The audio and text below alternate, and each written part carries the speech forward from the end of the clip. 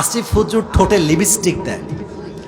আমি আল্লাহর নামে কসম করে বলছি, ওয়াল্লাহি বিল্লাহি তাল্লাহি, আমার জীবনে কখনো আল্লাহকে সাক্ষী রেখে বলছি, এটা করা তো দূরের কথা, জীবনে কোনো চিন্তাতেও আনি নাই। আমার কথা হচ্ছে, যেই মানুষটা আমাকে বলছে লিপস্টিক দেই, তার একটা ছবি আমাকে আপনি হোয়াটসঅ্যাপে পাঠান, তাকেও আমি লিপস্টিক 1 মিনিটে বানাই দেব। 1 মিনিট লাগবে, জাস্ট একটা ফিল্টার দিব, একটা ফিল্টার এনাফ। প্রিয় ভাইয়েরা, আমরা ওয়াচ করি, মিডিয়ার ভাইয়েরা এটাকে রেকর্ড করে। এখানে 2-3 জনকে আমি চিনি, আদারওয়াইজ কাউকে আমি ডাকিও নাই, কাউকে আমি চিনিও না, ওয়াল্লাহি আল্লাহর কসম। কিন্তু ইউটিউবে যখন আপলোড হয় ভিডিওগুলো, অনেকে টিকটক চালায়। আমার কোনো টিকটক অ্যাকাউন্ট অফিসিয়াল নাই। আমি আল্লাহকে সাক্ষী রেখে বলছি, আমি কোনো টিকটকে নিজে ভিডিও আপলোড দেই না, অনেকে আমার ভিডিও আপলোড দেয়।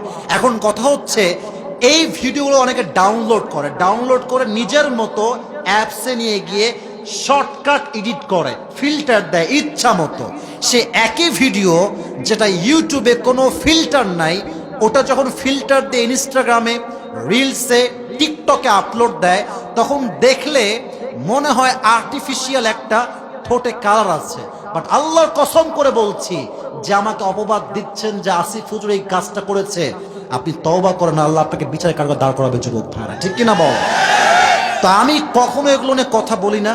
সময় টিভির সাক্ষাৎ ছিল প্রায় 1 বছর আগের কথা বলছি, আমাকে একদম সরাসরি বলছে, হুজুর আপনাদের বিষয়ে বক্তব্য কি আপনি বলেন, অমুক অমুক হুজুর আপনাকে নিয়ে কথাগুলো বলেছে। তা আমি অবাক হলাম, যে হুজুরগুলো বলেছে তারাও মিডিয়ায় কাজ করে। বাট সমস্যা কোথায়? আমাদের দেশের সমস্যা হচ্ছে, একজন হুজুরকে যখন হাজার হাজার যুবকরা ভালোবাসতে শুরু করে, তখন ওই হুজুরটা সবার কাছে প্রিয় হলেও হুজুরদের কাছে সে অপ্রিয় হয়ে যায়। তারা ভাবে যে আমরা পড়লাম মাওলানা, মুফতি, মুহাদ্দিস সব পড়লাম, এই সমস্ত করেও আমাদের কোনো মানুষ ভালোবাসে না, দাম দেয় না, এরা আসছে কই থেকে? আমার উত্তর এখানে একটা কথা, ভাই আমিও আপনাকে ভালোবাসি, আল্লাহও আপনাকে ভালোবাসেন, বাট আল্লাহ সবার জন্য সবার হৃদয়ে ভালোবাসা দেয় না যুবক ভাইয়েরা, এটা গড গিফটেড লাভ। অতএব মাথায় রাখবেন একটা কথা, আপনার এলাকার যত মানুষ আপনাকে আজ থেকে মিথ্যা অপবাদ দিবে, you don't need to explain anybody, কিচ্ছু বলবেন না। যদি আল্লাহ আপনাকে সঠিক বোঝে, দুনিয়ার কে কি বুঝলো, খোদার কসম দেখার সময় আমার কাছে নাই যুবক ভাইরা, ঠিক কিনা বল?